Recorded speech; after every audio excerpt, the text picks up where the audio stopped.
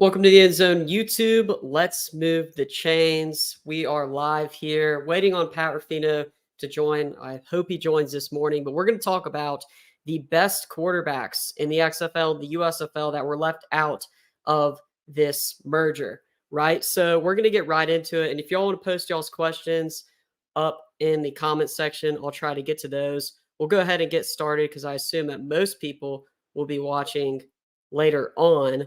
And we're going to start with the USFL quarterbacks. And this quarterback that I want to start with is Case Cookus.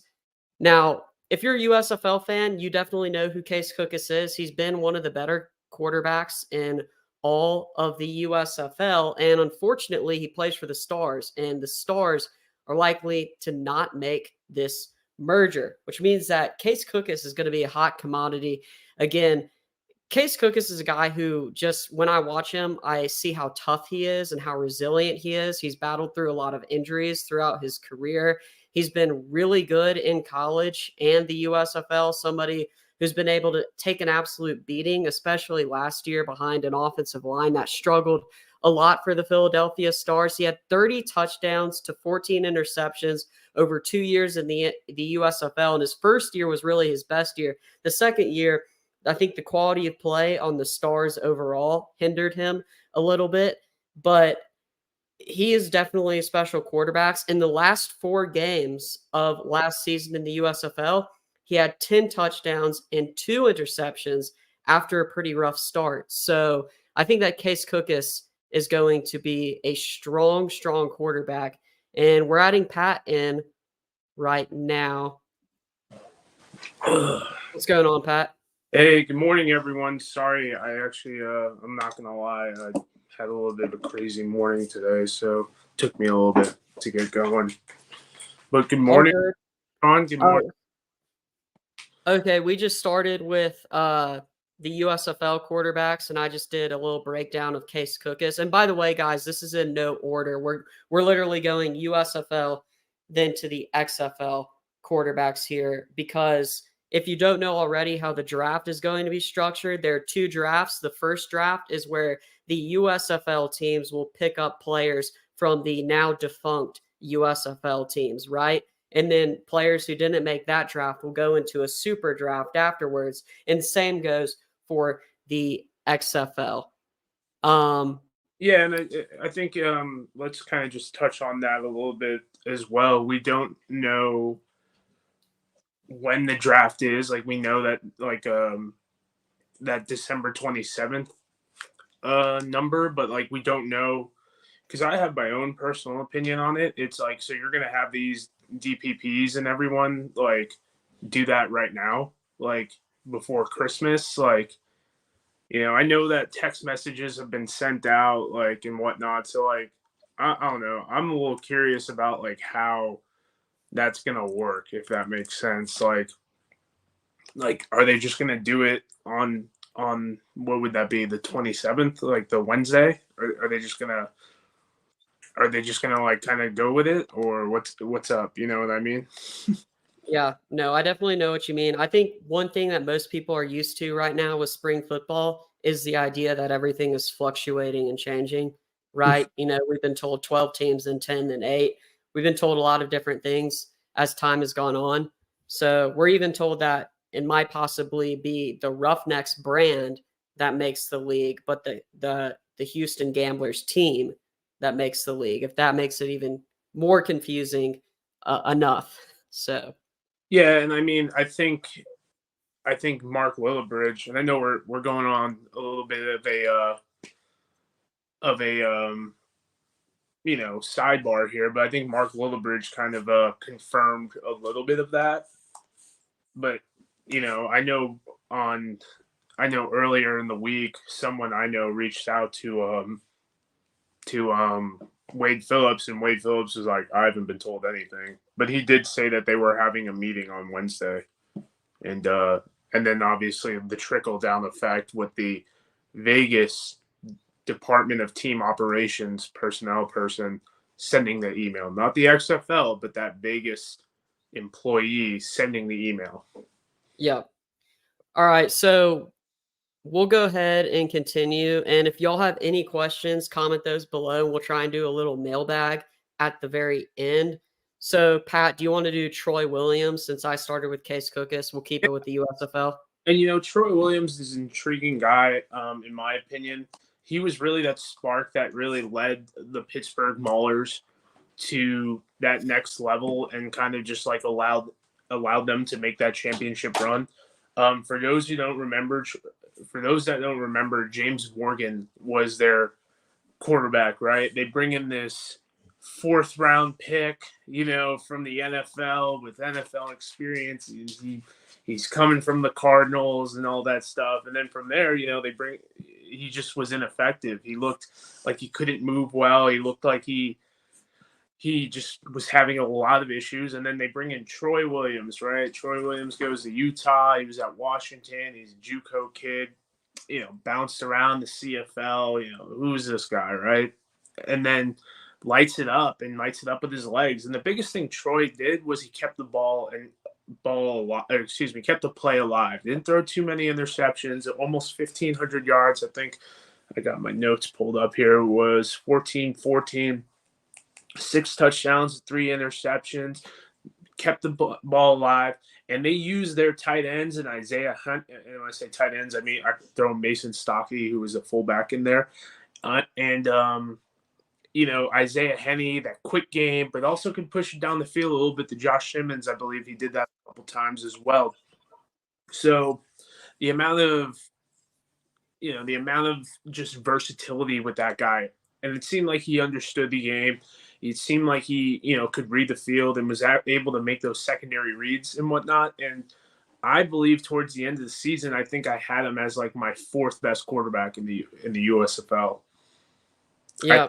I needed a little bit more dynamic passing ability. That was what I needed. Yeah. And it is remarkable. I think you bring up a great point. This is a Maulers team that was worse the year before he came, and it looked like they were going to repeat that until he became the solidified quarterback. Like, he was the juice that sparked an offense that was absolutely awful, So yeah, a lot of that had to do with the Maulers team last year. I mean, you were there. Like what the Maulers had like in 2022, like 7 or 8 guys go to the NFL. Mm-hmm. They were they were the highest team to send people to the NFL. And their defense has always been absolutely fantastic. Well, they had Jeremiah Farms. He was a big guy. I mean, Devin Hafford, I think he didn't even play. He was like signed midseason. He got an opportunity. And I think Carlo Kemp was there, who apparently just signed with the Stallions. So yeah, I saw that. I mean, that's its own. But I mean, you look. They had Josh Love. Josh Love was there. He was, nothing to write home about. Goes to Michigan, does okay, right? He games with Michigan. Kyle Lauletta was there. Came in through. I think he provided a little bit of a spark for some of these other teams. He played for the Generals. Yeah, like he did okay. Nothing too crazy. I mean, Vadley, like he didn't play this year, but I mean, Vadley is a serviceable alt league backup, and then Roland Rivers. So you had 4 quarterbacks in the room that all were trash under Kirby Wilson. Yeah. All right, so we'll go over to the next quarterback on the list, and I believe that's Akil Glass, who is a Breakers quarterback. I couldn't find a really good picture of him in a Breakers uniform, but you got to go to his Instagram. I think there's a couple. But Akil is someone I've done a decent amount of work on. Research into and whatnot. He's a St. Louis native.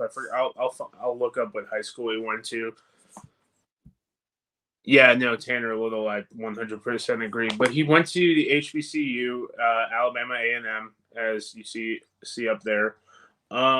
Akil is a little bit lanky. He's got decent size. Some people say he's got good zip on the ball.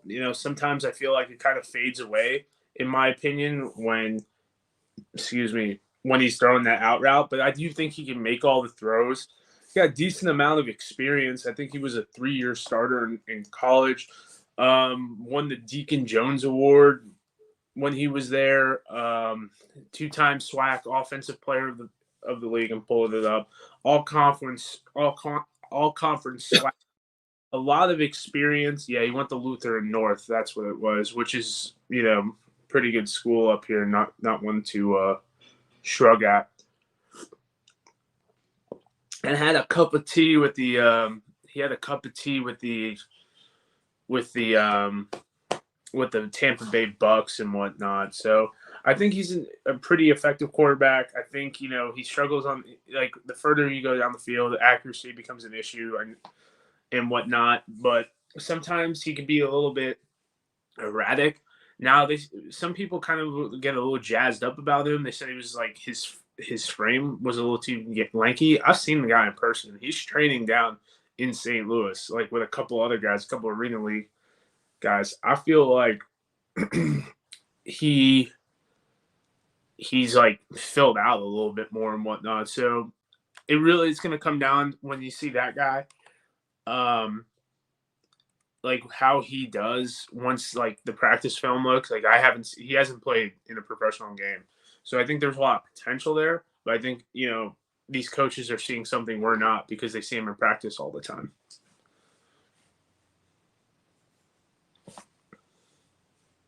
Sorry, I was muted, but I was gonna say if you're a team, maybe like the Stallions, or I'm just throwing teams out there with established quarterback situations, it wouldn't hurt to bring a guy like this in to come be a backup and learn. So definitely a good quarterback and a good option. A lot of people are talking about him in the offseason when he signed with the Breakers. And then our final USFL quarterback, Eric Barriere. Oh, the boy, the chosen one, right? I think he's the only quarterback from 2022 to be like when they signed it was, because it was him, Terry Wilson, and then Guy Myers, and then they all got released. Eric Barriere is the only one still there, so he's a Eastern Washington guy. I believe he won the. Excuse me. He won the Heisman at that. He won the Heisman at that level at FCS level. Dynamic passer, threw for yards and touchdowns.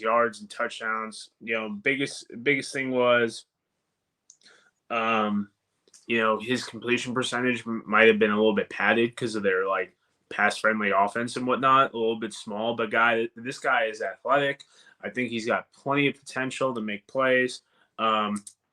It's kind of a sad that he didn't really get an opportunity. Only I think one or two games. One or two games at the next level when he was with the Panthers in 2022. Didn't play with the Generals, but right now he's the only quarterback on the Generals roster. So take that for what it's worth.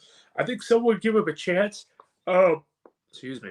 I think that maybe he even goes back to Michigan because he knows the defense and EJ Perry's gone, and I'm very curious about that. Like, what are a lot of these people going to do now? But, a couple other tidbits, he was with the Broncos for a little bit as well.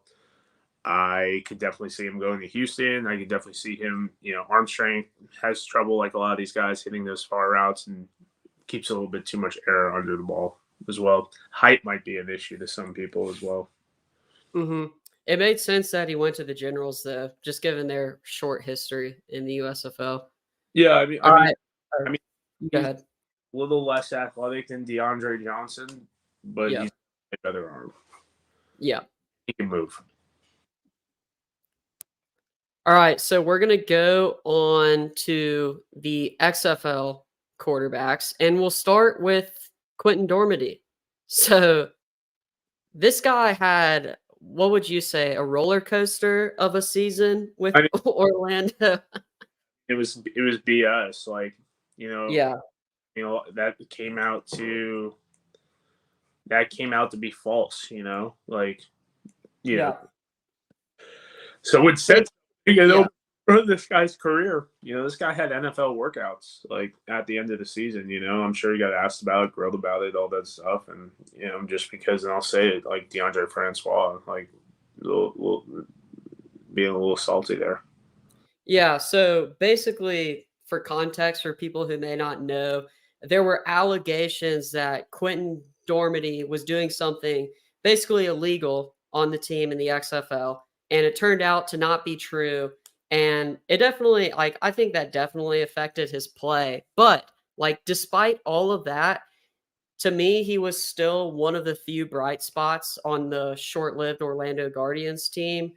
Um, I mean, he had some fantastic games, and he had some games where he struggled, but that 6 touchdown win over DC will be forever etched in my mind. I mean, that game, first of all, was crazy, but like he shows so much promise as a quarterback. And if I'm an XFL team, like St. Louis, if you don't know if you're getting AJ McCarron back, right? Or maybe you're the Brahmas, right? And Jack Cohn, you don't know how to feel about him. Quentin Dormady is a really, really good quarterback. He showed the ability to stretch the field. Like you said, he got NFL looks. And I'm excited to see where he lands. I don't know about you. Yeah, I think, I think he is entrenched in now as a 1A, 1B type of guy. So if you're a team that's like, hey man, like we need a quarterback, we need someone on our roster, I think he is someone that like you choose. I don't think you bring Quinn Dormandy to be your backup unless No.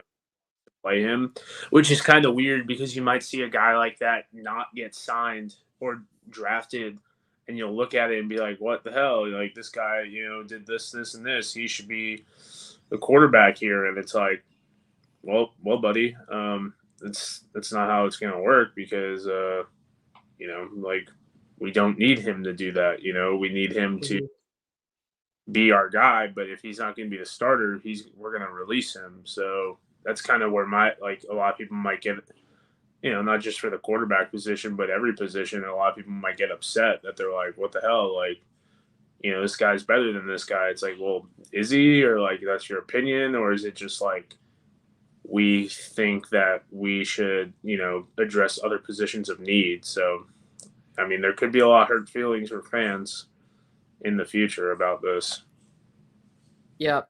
And it also depends a lot on like the coaches that you mesh with. Like there's more than just talent. There's also the playbook. Like you said earlier, a quarterback can be in a quarterback friendly offense, right? It's not always as black and white as some people want to make it. But he is definitely somebody who I would love to have. All right. Got Jalen Morton. This is a sick photo of him, by the way. You got Jalen?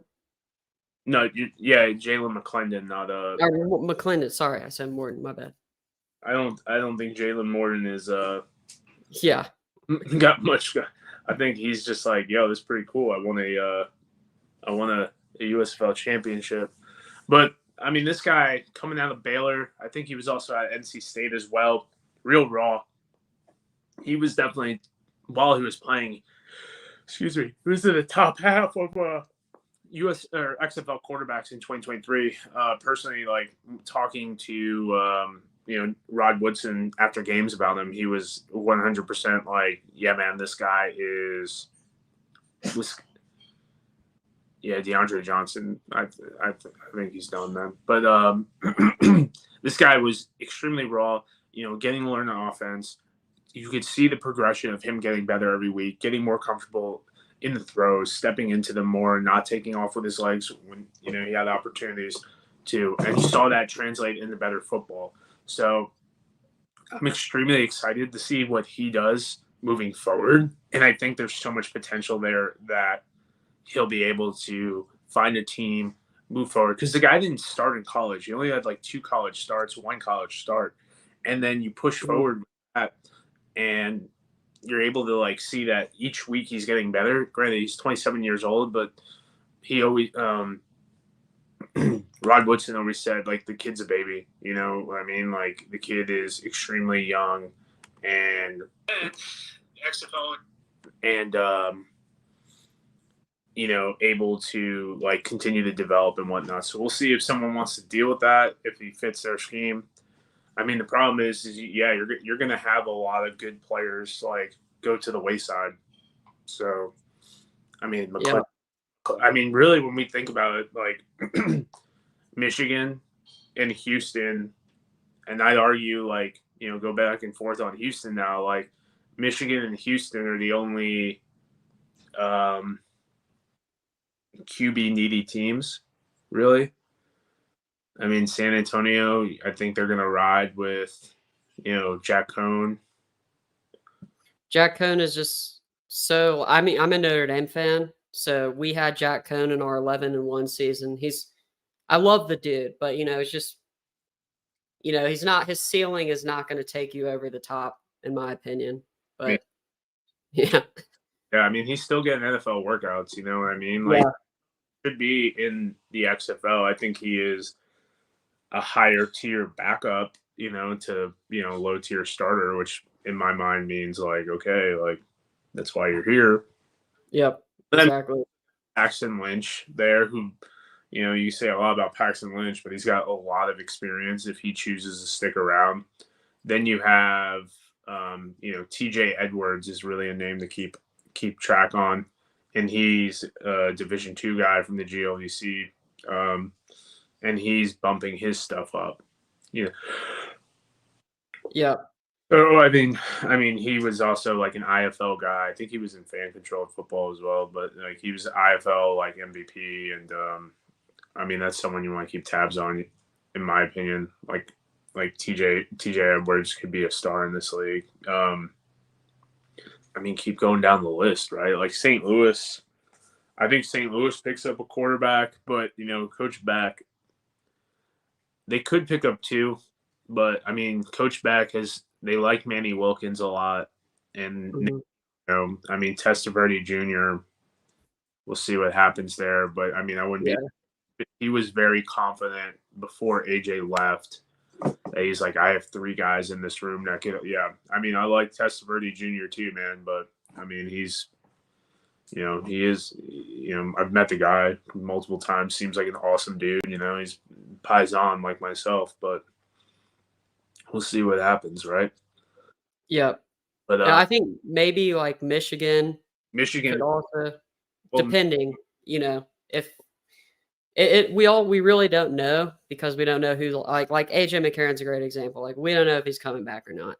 yeah, Like, you know, like I think AJ, because part of being in the NFL is being relevant too, right? Like, yeah, you know, when you have these guys that like, when you have these guys that like have been out of the NFL cycle and then get back in. I mean, I think so, John. First off, and Luis, that's future Hall of Famer Luis Perez. I got the Luis Perez Hall of Fame project, and I'm currently working on right now. But that being said, you know, like now that AJ's proven he's healthy, back in it, has played snaps, he's a part of a coaching staff again. So like when these guys leave, they'll be like, oh, we need my guy AJ McCarron. That's going to keep you on the NFL cycle. You know, Ben DiNucci, same thing in my opinion. Back in the league, back being relevant. You know, he had what was it? He had, I think it was the Saints that tried to sign him to their active roster. That's a good sign. He's Jared Stidham is the backup quarterback there, so he could beat out Jared Stidham. Like that'd be a very realistic possibility. So we'll see what happens. We'll see what happens on that front. You know, the Gamblers, they got rid of Terry Wilson. They brought in Jarrett Guarantano, who recently too. yeah, like yesterday, who spent Yeah, time with Cardinals and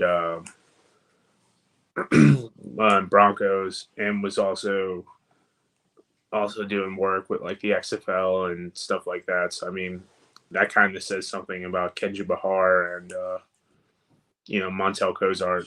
So you know, I don't know, man. Like it's really Michigan, in my opinion. Like that's the squad, you know. are you saying that definitely needs a quarterback? I mean, like if it was a life or death situation, you said what team is going to pick a quarterback, and I would say Michigan. Yep. I mean, Yeah.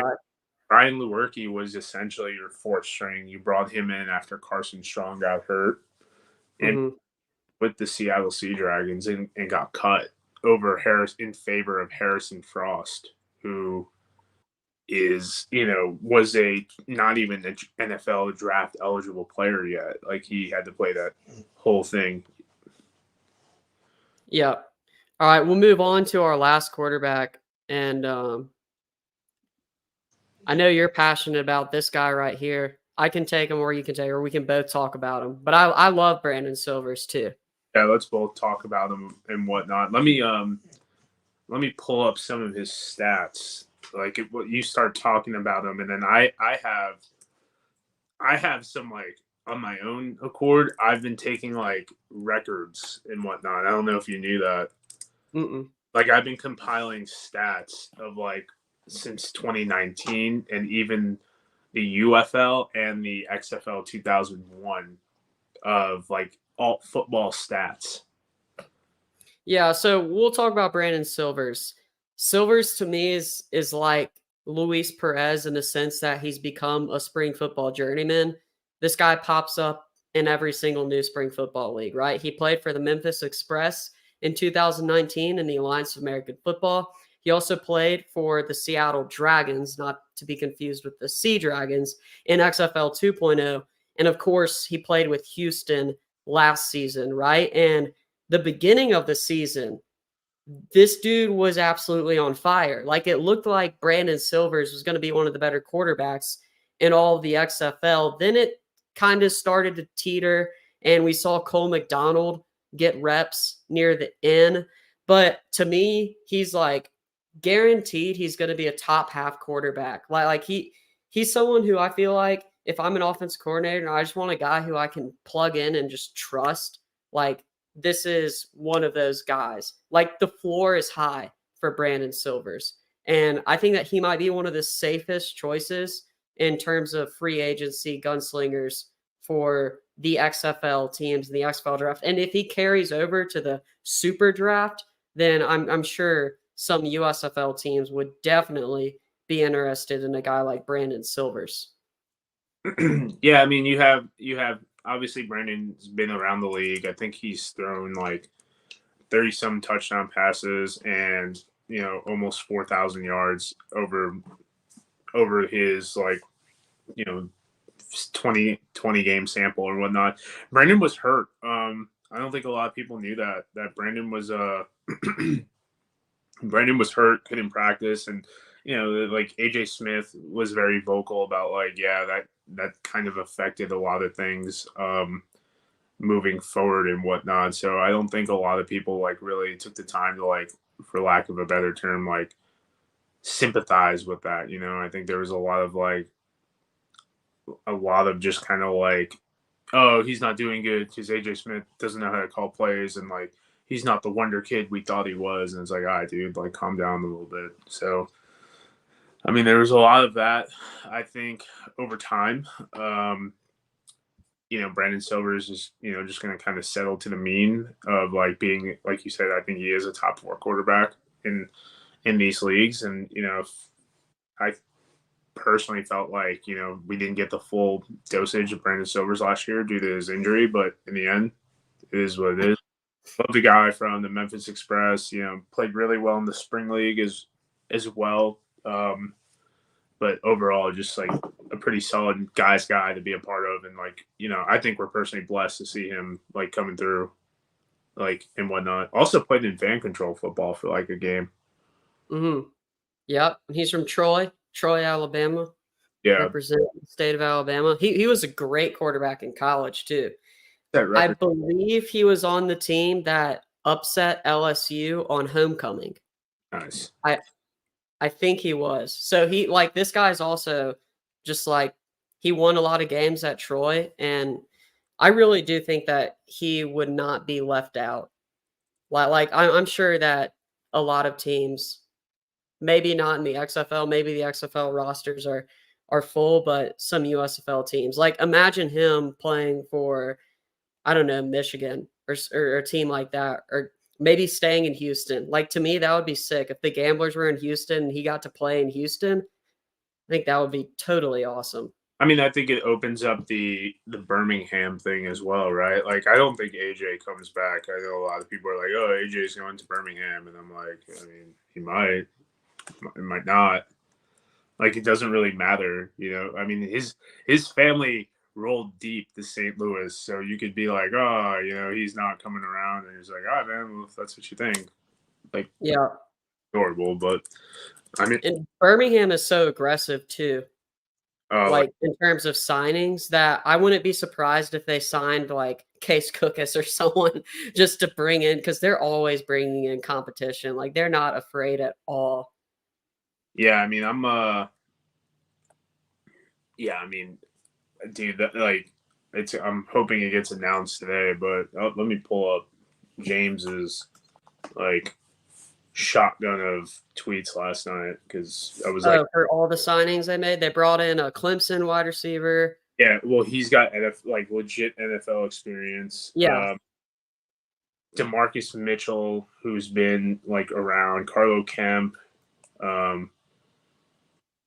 mean, it was only 4. It was just a lot. Like, it was kind of just like, hey man, like we we only like we you like we are what's the word I'm looking for? Like, there's just so much going on and whatnot that, like, you know, you're 5 days away now, 4 days away from a dispersal draft. Like, Yeah. I also know for a fact, like, a couple of these guys on the teams that were rumored to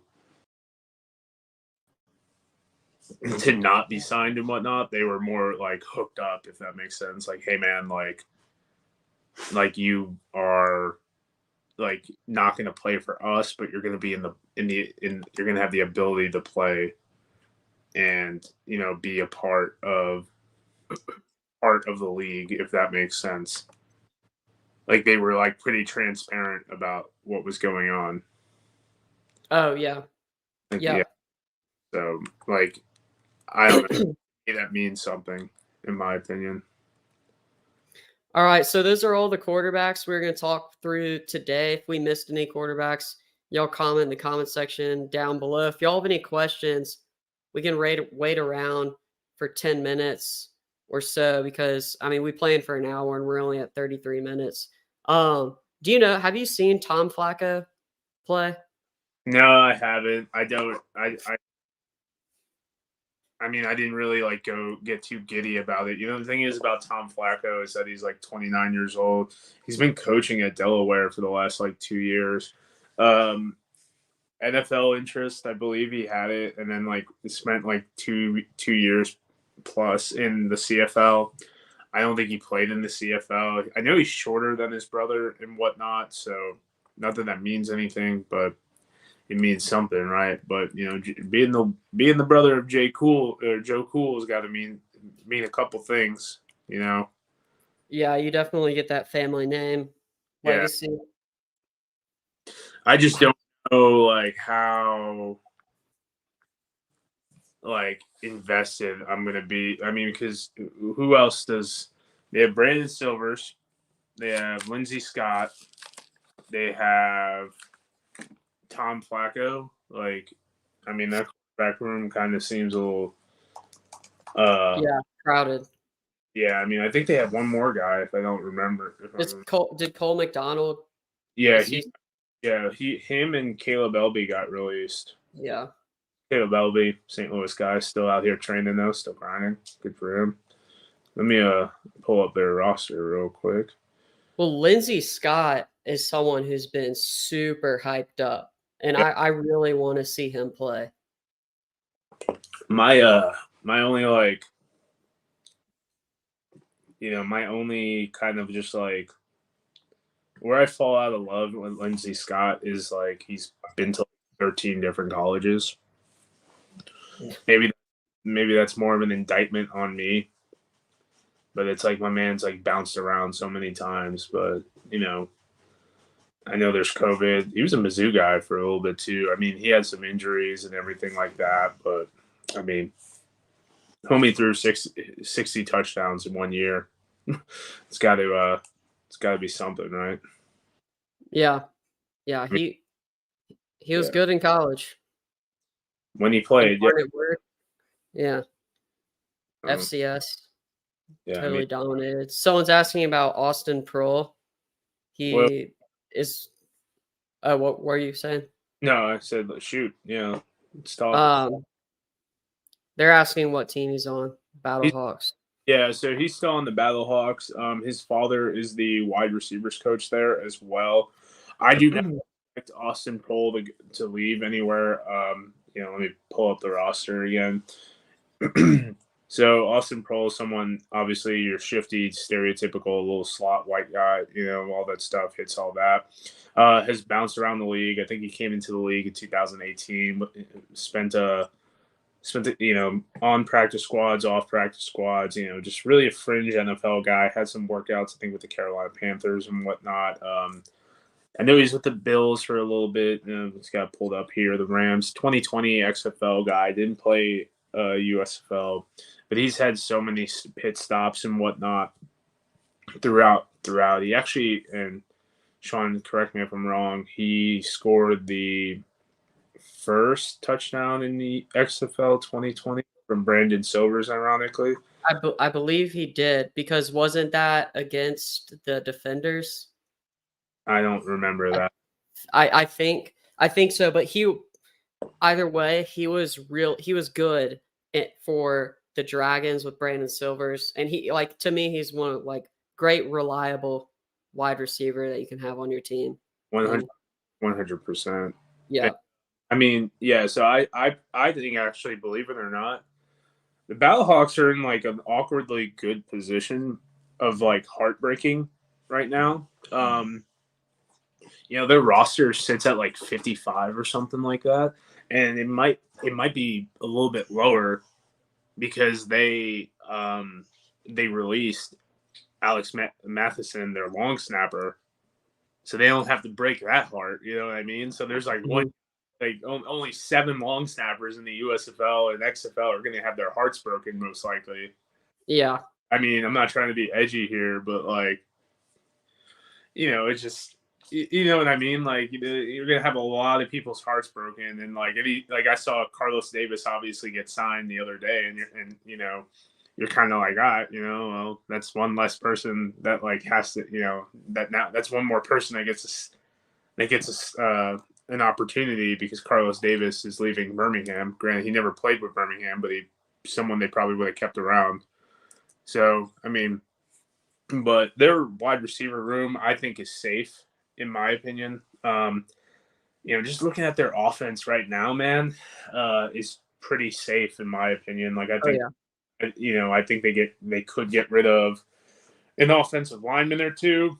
I don't know who, and then I think it's really going to be a couple linebackers, defensive backs, and maybe a tight end. They might get rid of James Bostic because they don't know him, and then go into camp with five wide receivers, and plus obviously building from the 5 that they get to the dispersal drafts and all that goofy stuff. But I mean, looking at this roster, Hakeem Butler be your X, Austin Prohl will be in your slot, Stephen Mitchell, George Campbell. They need another big body to replace Marcel Aitman, and that could be Jamarcus Bradley. He's 6'2", almost 200 pounds. We'll see what happens there. Mm-hmm. Yeah, I think that they're in a good position. Yeah, I mean, it's come down to who's dishing the rock, how much development Nick Tiano does, and we'll see if there's any scheme change with the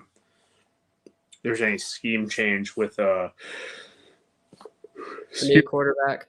The offensive coordinator. Sometimes I feel like Gradkowski got too cute, you know what I mean? But that's just my opinion. All right, we got a couple more questions, and we'll start wrapping this up. Someone asking about Trayvon Boykin. He just signed where. I don't remember where he signed, but he's like 32 years old, man. Like, Yeah. and he's not like an AJ McCarron 32 years old. I haven't been like playing organized football for a minute, 32 years old. So Boykin, let me pull it up. Yes, he did sign with the Massachusetts Pirates. So he is in the IF. Let's go down the rabbit hole. Played in the LFA, which if anyone's got connections to the LFA, your boy's looking. He is wanting to go down there for a year and coach. But long story short, Boykin, yeah, he had a lot of character issues and whatnot, and super, coming out of college, great guy at TCU as well, and I mean, actually played in some game, played a little running back for the Seahawks as well. It was pretty crazy, but if he goes and tears it up in the IFL, man, like hell, come on down. Let's make that comeback. Yeah. All right, we'll get our last comment here before we sign off. Just Max Borghi going to the battle box. Yeah. I flex my ego a little bit. I was the one that leaked that out, so hella impressions on that one. You know what I mean? Yeah, he's a beast. He's so good. Dude, I'm glad he got signed before the draft. Yeah, because like he obviously had a choice in where he wanted to go, and I'd say he got a pretty good choice. you know where Mark Willibridge is from, right? He lives in St. Louis. He's a St. Okay, there you go. All Hey, right. you know what? Are you from St. Louis or the Missouri area? I'm not from St. Louis, but I live in St. Louis now. Okay, this is very sidebar. Last thing I'll say, the high school football in Missouri is on the rise. Very, very good. Let's talk about that off camera. Yeah. I mean, hey, I'm a Notre Dame fan. Kyron Williams, he's just one of them, but it helps Mizzou for the future too because now they can recruit. Yeah, I mean to keep well right now. This is so. Let's. I mean, if anyone cares about this dude, like chime in. But you talk about Kyron, right? Like, so I actually interviewed Kyron's trainer a couple weeks ago. So his name's Matt Bierman from Elite Football, and if you look at the guys that Matt Bierman has interviewed, or not interviewed, but trained. So if anyone wants to listen to Matt, he talks about it. He's got Brady Cook, he's got Blaine Gabbert, and then yeah, I mean Denzel, you can look it up, but like when I started my podcast, that was like the catalyst, right? Like I originally started it with I wanted to with my personal life. I had like a lot of contacts and whatnot, and I was like, man, a lot of these dudes have been doing all this stuff. Like I know these guys. Like I can just we talk ball and stuff like that, and that's kind of how it like got bigger. And it's like the Linden Woods and like Jeff Thomas is from here and Austin Cyber. Like dude, like it's funny. I talked to Austin Cyber. He's an NFL kicker and whatnot. And I was like, man, you're cannibalizing. You're cannibalizing the kicker position in Missouri. He goes, what do you mean? It's like, well, he just went down with the Saints. And he was like, yeah, I, go down there. And Blake Groupie's down there who lives not too far away. Like, he's a Missouri guy. He was in the Lions. Riley Patterson's a Missouri guy. And then, Jack Fox, the punter in Detroit. So the Detroit was all like Missouri or like Western Illinois guys, like who Greg Zerloin played for Missouri Western. And yeah, I mean Austin are really good friends. D2, by the way. I think that was when Jeff Sims was no, it wasn't. That's a lie. I didn't realize Greg is way older. But Darius Shepard, Blue Springs kid, Freedom Akinlodu. He's he's a He's a Missouri guy. I mean, St. Louis just has plenty of good football players. And if you go look at like the elite football, like they show that roster of like guys like Caleb Elby, Akil Glass, obviously, Antonio Phillips, Jacoby Jones, Clint Sig, Kalen Saunders, Sly Williams, Jeremy Macklin, who I saw the other day and I made a joke to, and he did not find it funny at all. He's a head coach out here. And he was at our college, like visiting. And I go, "Oh, are you interested in playing?" And he goes, "My playing days are done." And I'm like, "All right." Probably gets that joke a lot. Yeah, I mean, he looks like a kid. I don't want to say he looks like a kid. That's rude. He looks young. You know what I mean? Like I knew it was him because I, but I mean, we'll see, man. We can talk about high school football out here, though. I've been to a bunch of games this year. If anyone is really edgy about it, you should look up a kid named Jack, Talon Chandler, flipping from Colorado to Mizzou, and Jack Lange from Eureka, has an offer from about every college and Power 5 college in the country. So. All right. Well, good talk, everybody. I hope y'all enjoyed this. I guess this was a holiday show. I don't really know. We didn't really theme it that way, but it was definitely fun. And man, I'm just excited to see how this XFL USFL merger pans out and what the teams are going to look like. Because I have a feeling they're going to look a little different. Yeah, I mean, prayers out to the players. Part of me thinks they started telling people. Part of me thinks they're just going to do this fly by wire. If they do like an announcement or anything like that, I probably am going to like do a live stream or something like that. I haven't really decided yet. I'll do whenever they do an announcement for like the first set of rosters. I'll do breakdowns and stuff like that. But I mean, yeah, it's not the most fun time, Oh yeah, very busy, very busy. Well, everybody have a happy holidays, and we'll be back soon. Make sure to follow Pat on all of his YouTube channels, our YouTube channel, and then his podcast, as well as his Twitter. Pat, if you want to type that in, or if you want, you can. I'll reshare it on Twitter and everything. But yeah, just everybody go follow Pat. He knows his stuff. He's a coach. He knows it from the analytical point of view. He knows his ball, and he's a really, really good channel to follow. Yeah, as I keep refreshing my Twitter, apparently the Elks are looking to sign McLeod Bethel Thompson right now. Oh yeah, I heard about that. I can't say anything because I work for the USFL, but yeah. Let's I mean, NDAs are a thing, right? So yeah, no comment. No comment. I don't know. I've talked to McLeod once or twice. Seems like an okay guy, but I mean, that's depends. Everyone's an okay guy when you don't know them. So. Oh yeah, he was really nice to me. I got to talk to him a lot. Yeah, I mean, dude. Really funny. Really funny. Well, I mean, it seems like a good guy. You know what I mean? Yeah. But I've met a lot of people who are decent people, and then it is what it is. All right, everybody. Yeah. Time to sign off. I'll see you later, Pat. Thanks for joining. No problem, man.